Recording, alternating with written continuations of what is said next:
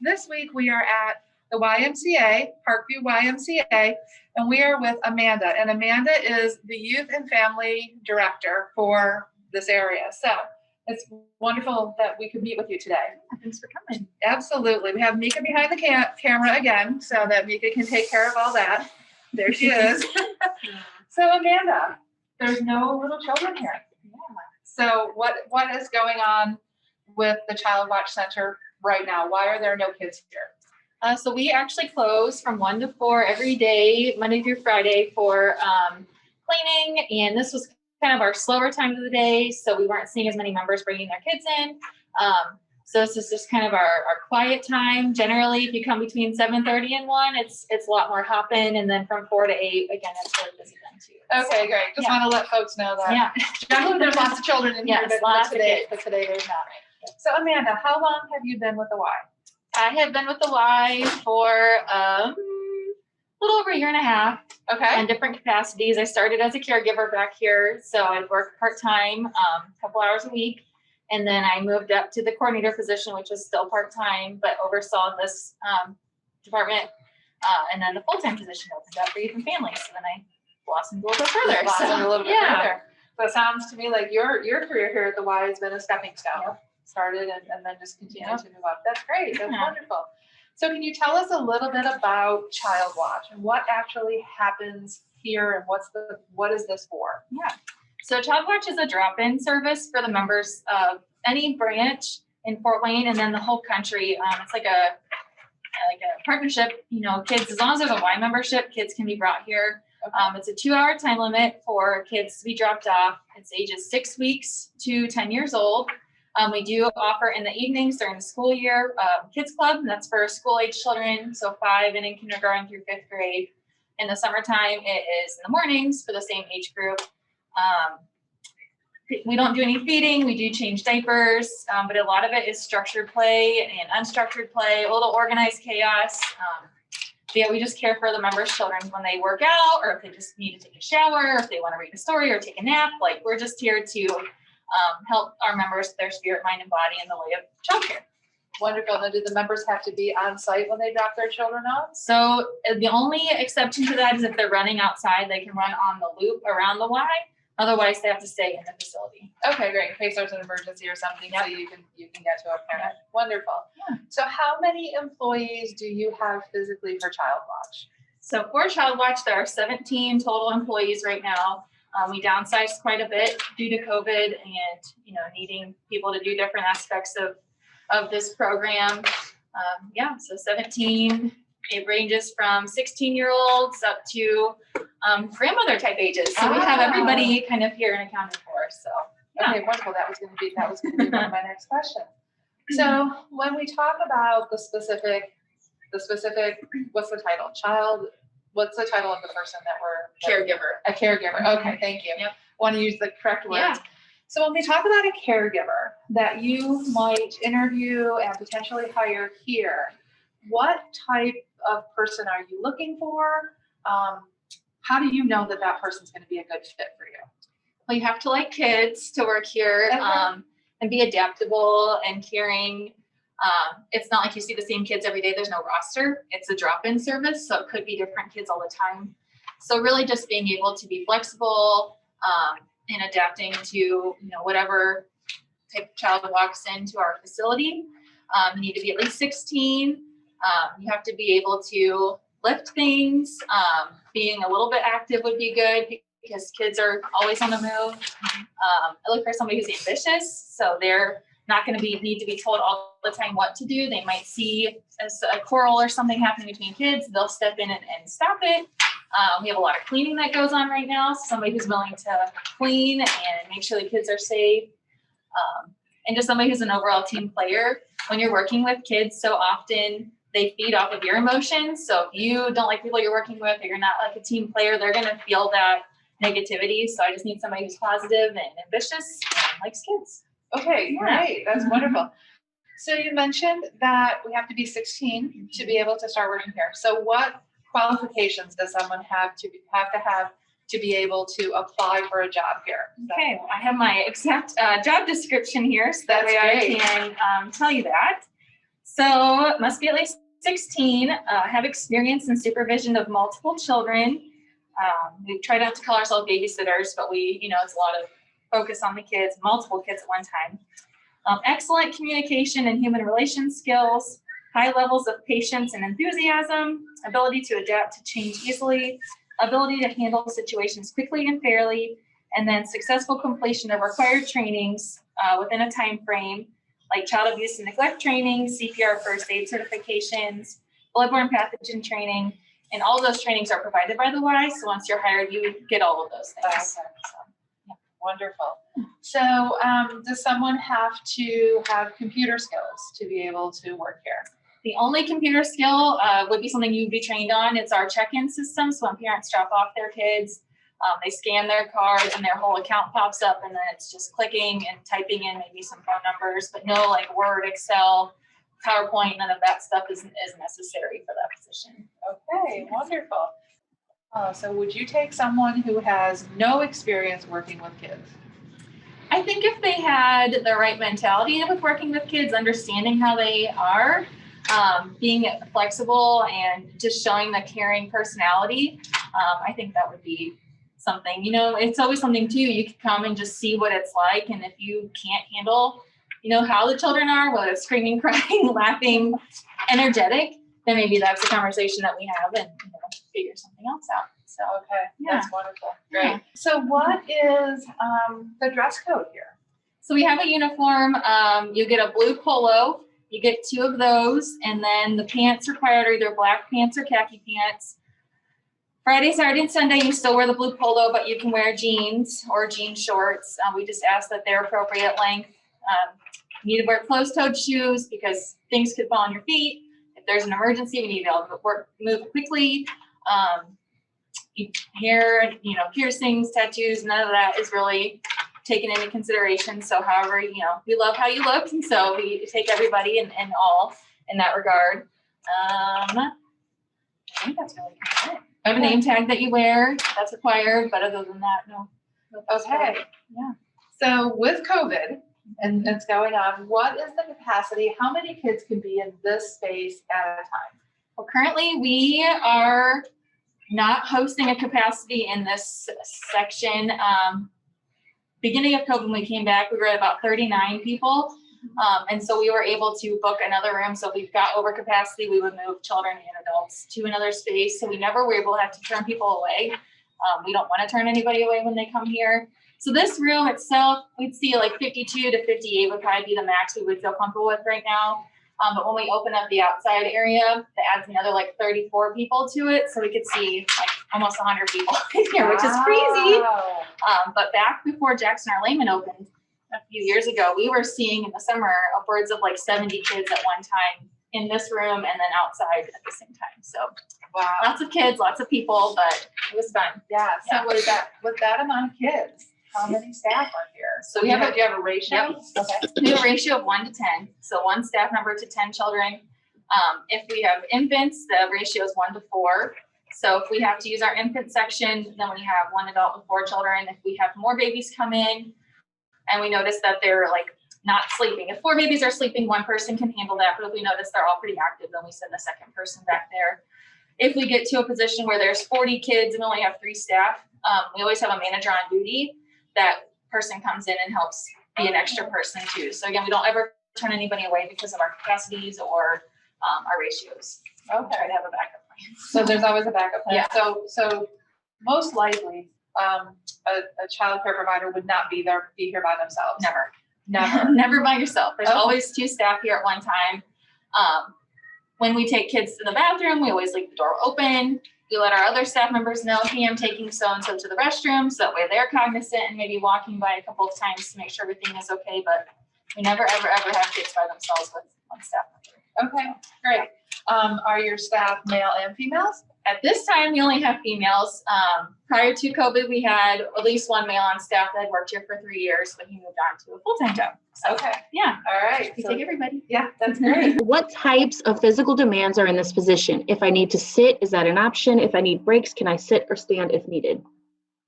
Yeah, that's a great question. So we serve kids from 6 weeks to 10 years old.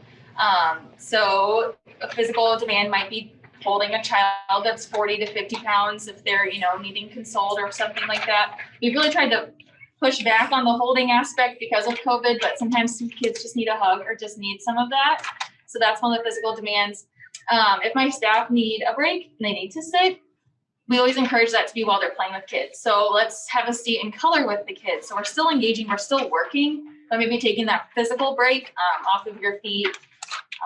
That's kind of the break, or sitting and playing with a child on the floor. That's another option. So, Okay. yeah.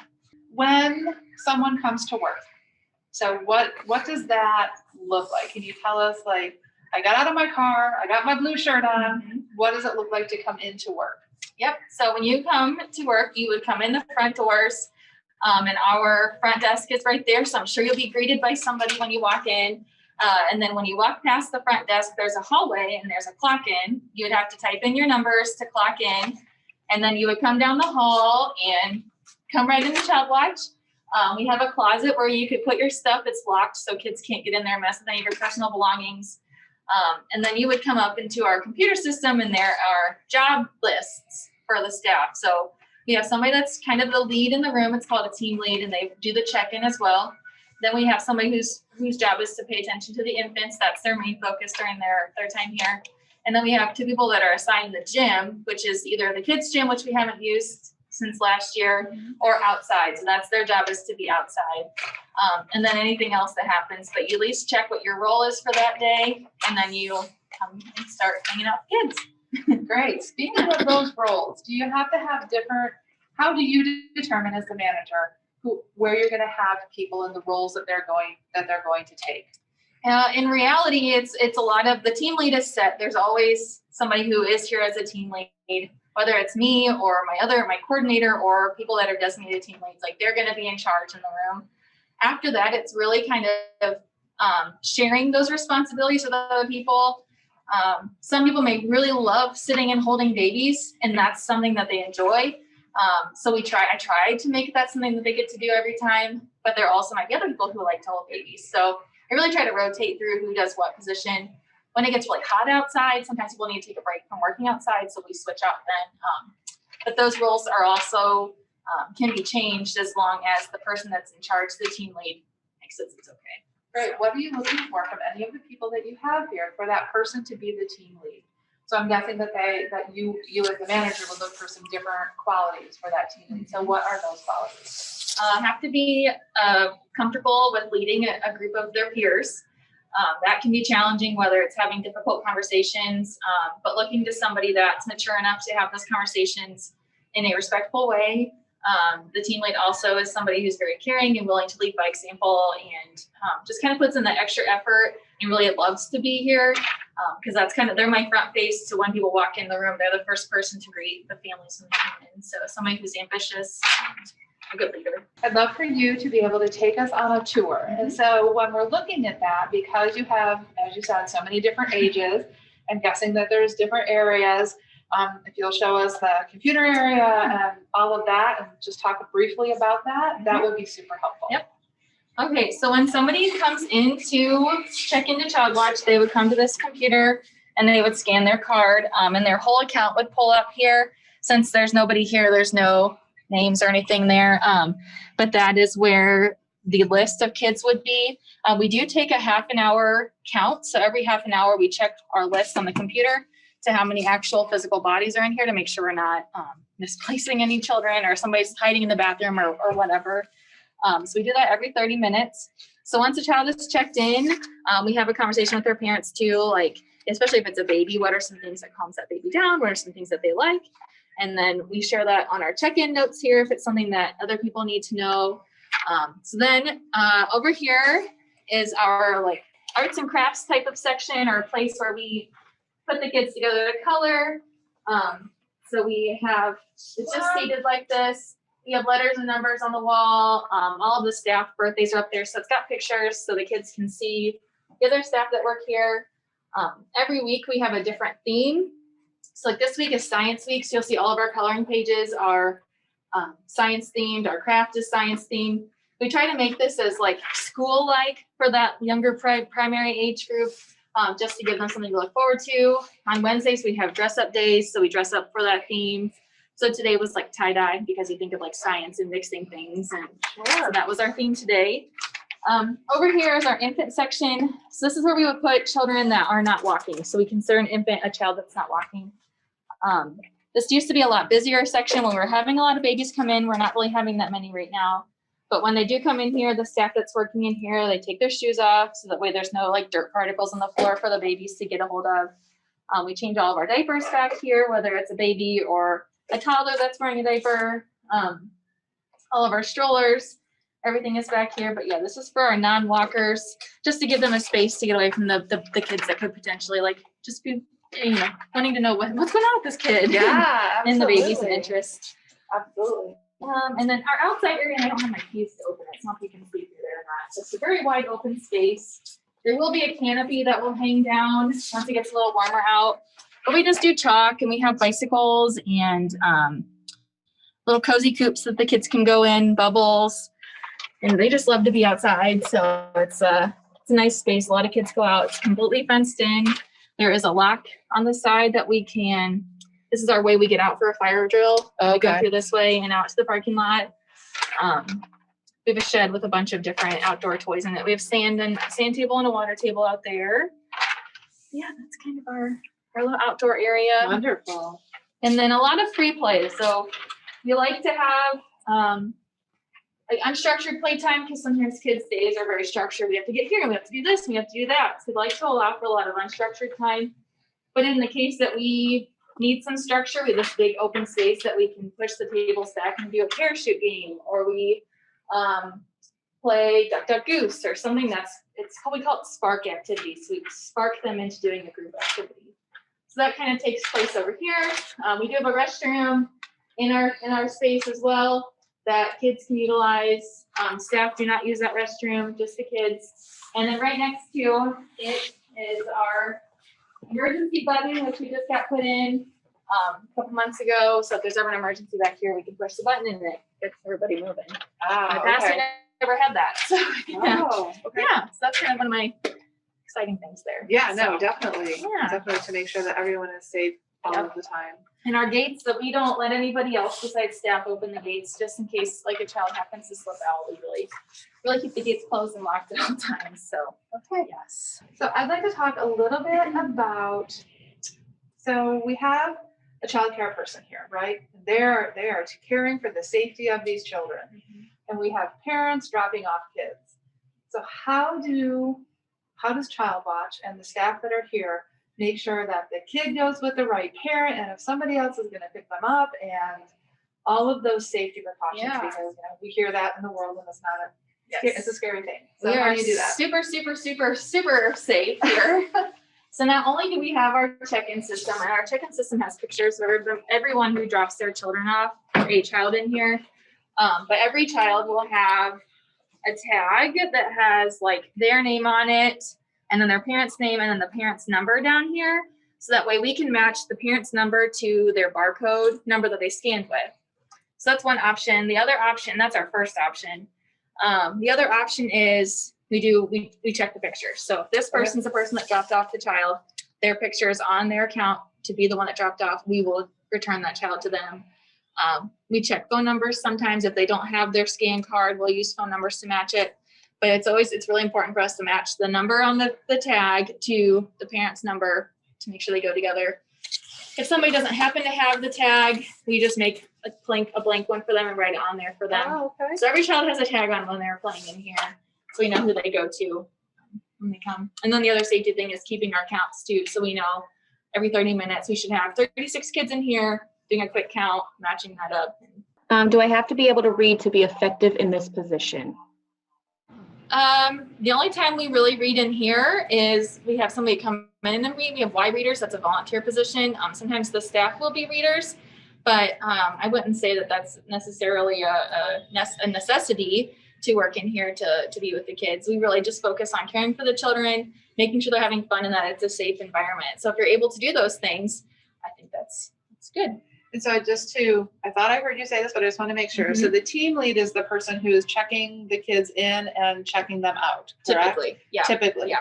So if I'm not the team lead and I struggle to read or don't, then that's okay because I don't have to do that. Yep. Okay. Yep. Beautiful. Any other questions, Amanda? What is your ideal candidate? Hold on, buddy. Somebody who enjoys children and is patient, caring, that has adaptability, because like I said before, these are kids, we don't know who's coming every single day. Being able to be flexible, but really just and team player, but just really being caring, because I think when you're dealing with kids, it's important to know that somebody, when you walk in, cares and is willing to say hi to you by your name and play with you, rather than just sit here and watch kids. This is not babysitting. It's engaging and helping children also better their spirit, mind, and body by playing and crafting and things like that. So, Great. yeah. So you said you have part-time people. So what do those hours look like? If someone was going to be here part-time, can you give us just an idea of what that would look like? So we ask for at least 15 hours of availability. So we are open 7 days a week. So we are open Monday through Friday, 7:30 a.m. to 1 p.m.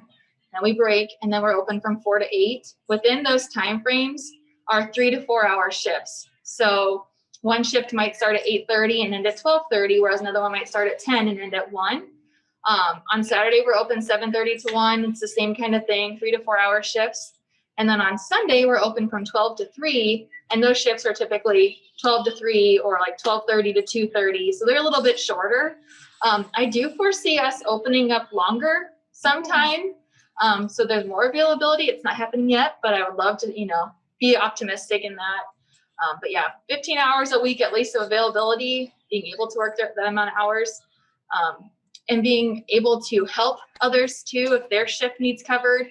So, it's okay to be sick, but we also need people to fill the shift because we need to have a certain amount of people here for our ratios. So being willing to help people when that situation comes up, and also being responsible on the other end to post your shift with enough time to get your shift covered as well. Okay. So, yeah. So posting shifts and stuff like that, is that a computer-based program that someone would need to be able to navigate? It is an app, but there is also the opportunity to call me and say, hey, I need help with X, Y, and Z. And that's part of my position, is helping get the shifts covered too. I would like the employee to take ownership and to be the first person that makes that communication. But if that's challenging, like you're in the hospital or whatever, and you can't access that, calling me and letting me know, then I will definitely help. So, Okay. yeah. That's wonderful. Amanda, did that spur any questions? Are you hiring right now? There you go. We are hiring right now. We're really specifically looking for, any of the time right now, but evenings and weekends are pretty scarce. So we do need some help with that time frame. And again, that's 4 to 8. On Fridays, we're open from 4 to 7:30, so we close a little bit earlier. But Saturdays, if you're like willing to work Saturdays, that's good. But yeah, weekends and evenings are open right now. Great. So. And if someone were interested, how would they go about applying? So there's a couple of ways. There's a paper application that you can get at any of the front desks for the Greater Fort Wayne YMCA. So if you're closer to Jackson or Lehman, you could pick up the application there. And it's also online on the fwymca.org website, and you can find all the job postings there. There are several job openings in the YMCA right now. So, okay. yeah. Wonderful. Yeah. That's great. Thank you so much. Amanda, this is the last call for questions. So guys, if you have questions, this is the last opportunity to go ahead and type those in. Do we have any sitting out there, Amanda? Not right now. Okay, that's great. Amanda, do you have any last words that you would say to all of our folks that are watching about working at the Y or the benefit of working at the Y? Aside from the Y being like a super great place to work, when you do become an employee here, you also get some benefits as far as programming. So your membership as an individual is free. So you can come use the facility as much as you want when you're not working. If you work in here and you have children, they can be on your account and they can come to work with you. And the other opportunities too is you get 50% off of program costs. So if you were interested in learning how to swim, you wouldn't pay the full amount, you would pay half of that. So that's kind of a perk to working here as well. That's wonderful. Yeah. All right, wonderful. I'd like to thank everyone for joining us today. Amanda, thank you so much for the time, the tour. We really appreciate the insight that you have. Again, if anyone is interested in applying for Child Watch or any job at the Y, go right on that website or stop in and get a paper application. We will see you next week for Career Connections. Have a good day, everybody.